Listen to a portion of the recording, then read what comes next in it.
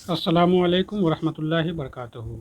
आज हम लोग बिहार बोर्ड क्लास 12th की उर्दू किताब कहकशा का जो खाका निगारी है उसके मुसन्निफ़ है मिर्ज़ा फ़रहतुल्लाह बेग। तो उसके हालात ज़िंदगी यानी जीवनी हम लोग पढ़ेंगे। पढ़ने से पहले आप लोगों से गुजारिश कि ये वीडियो आप लोगों को अच्छी लगे तो आप लोग ज़रूर लाइक कीजिए, चैनल को सब्सक्राइब कीजिए और वीडियो को आगे शेयर कीजिए। आप अपने पास किताब ज़रूर रखिए, तभी आप समझ पाएंगे। और मैं जो पढ़ रहा हूँ वो आप उसको जो है ना देखिए कि मैं कैसे पढ़ रहा हूँ। इससे आपकी जो है ना रीडिंग पावर अच्छी नहीं है तो रीडिंग पावर अच्छी होगी। चलिए शुरू करते हैं। मिर्ज़ा फ़रहतुल्लाह बेग।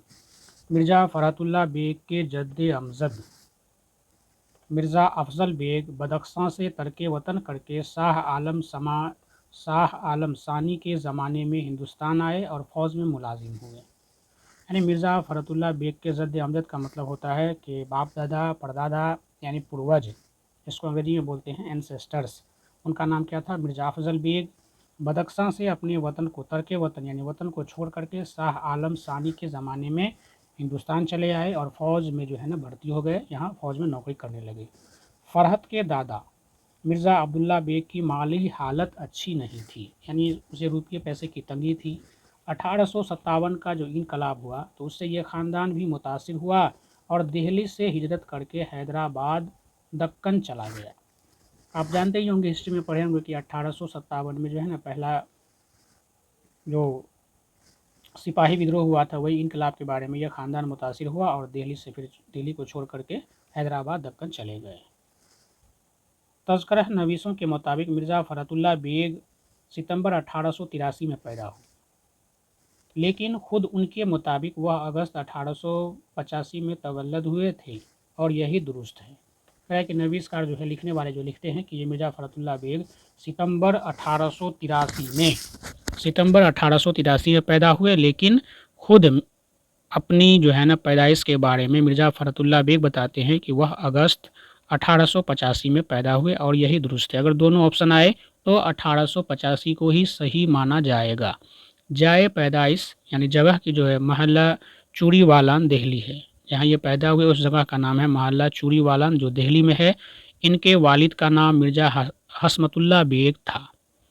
फ़रहत सिर्फ 10 रोज़ के थे तो उनकी वालदा मुशर्रफ जहाँ बेगम का इंतकाल हो गया। सिर्फ ये 10 जो है ना सिर्फ कह रहा है कि सिर्फ 10 रोज़ के थे तो उनकी वालदा जो है मुशर्रफ जहाँ वो इंतकाल कर जाती है। उनकी लावल्द और बेवा फूफी हुस्न जहाँ बेगम ने उन्हें अपनी औलाद की तरह पाला। तो उसकी फूफी थी, वो भी उसके बच्चे नहीं थे और वो भी बेवा थी, तो जो है तो उसको जो है ना अपने औलाद की तरह पाला। हज़रत निज़ामुद्दीन औलिया की दरगाह की मस्जिद है, उसमें एक बुज़ुर्ग सैयद वलीउल्लाह रहते थे। उन्होंने ही इनकी बिस्मिल्लाह कराई, यानी जो है ना पढ़ाई की शुरुआत करवाई। मौलवी कमरुद्दीन से कलाम पाक पढ़ा। मौलवी जो है ना कमरुद्दीन साहब से जो है ना कलाम पाक शुरू किए, कलाम पाक पढ़े। गवर्नमेंट हाई स्कूल कश्मीरी दरवाज़ा जो दिल्ली में है से एंट्रेंस इम्तिहान पास किया।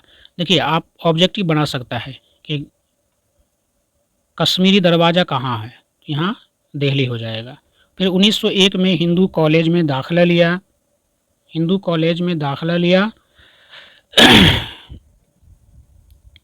यहाँ 1903 में जो है ना इंटरमीडिएट की सनद यानी डिग्री हासिल की। सेंट स्टीफेंस कॉलेज से बीए किया।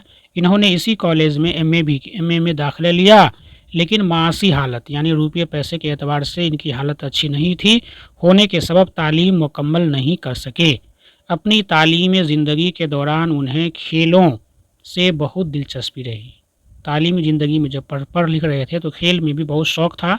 क्रिकेट, टेनिस, बिलियर्ड, चौसर और शतरंज वगैरह सभी कुछ खेलते थे।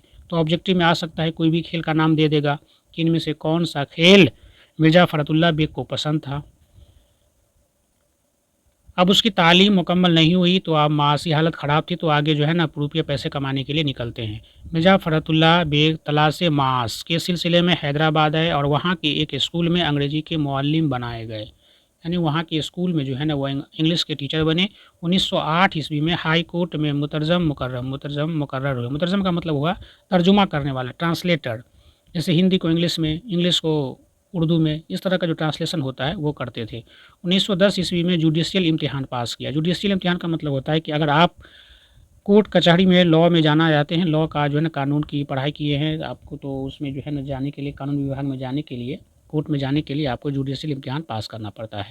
اور اس میدان میں مختلف عہدوں پر ترقی کرتے ہوئے 1939 عیسوی میں ہائی کورٹ کے انسپیکٹنگ آفیسر بنے اور 1942 تک، یعنی 1939 میں ہائی کورٹ کے جو ہے انسپیکٹنگ آفیسر بن جاتے ہیں، اور 1942 میں اسی عہدے سے، یعنی انسپیکٹنگ آفیسر سے ہی یہ جو ہے عہدے سے سکدوش ہو گئے، یعنی ریٹائرمنٹ ہو جاتی ہے۔ مرزا فرحت اللہ بیگ کی شادی اگست 1908 میں ان کی چچا کا نام ہے ساجد بیگ کی لڑکی نسیمہ سلطانہ سے ہوئی۔ ان کے انتقال کے بعد دوسرا نکاح پہلی بیوی کی بہن حمیدہ سلطانہ سے ہوا۔ پہلی بیوی کی انتقال ہو جاتی ہے تو اسی بیوی کی بہن ہے، اس کا نام ہے حمیدہ سلطانہ سے ہوا۔ فرحت اللہ بیگ کا انتقال 27 اپریل 1947 کو بعارضہ قلب ہوا اور ٹھکی جیل کے قریبی قبرستان سرائے آلہی چمن میں سپرد خاک ہوئے۔ قبرستان کا نام ہے، اس میں دفن ہوئے۔ تو مرزا صاحب نے مضامین لکھے، ادیبوں کے حالات قلم بند کیے، شاعری بھی کی، لیکن اس کا جو شہرت ہے، وہ فیمس کا جو دراصل دار و مدار ہے، ان کے بے مثال خاکے ڈاکٹر نذیر احمد کی کہانی کچھ میری اور کچھ ان کی زبانی پر منحصر ہے۔ یہ خاکہ پہلی مرتبہ انجمن ترقی اردو ہند کے رسالے اردو کے شمارہ کرائے کہ جولائی 1927 میں طبع ہوا تھا، یعنی شائع ہوا تھا۔ یہ خاکہ نہ صرف ان کا بلکہ اردو کے بہترین خاکوں میں ایک ہے۔ دہلی کا ایک یادگار مشاعرہ اور پھول والوں کی سیر بھی ان کی یادگار تحریریں ہیں۔ کہہ رہے کہ یہ تحریر جو ہے دہلی کا ایک یادگار مشاعرہ اور پھول والوں کی سیر بھی ان کی یادگار تحریریں ہیں۔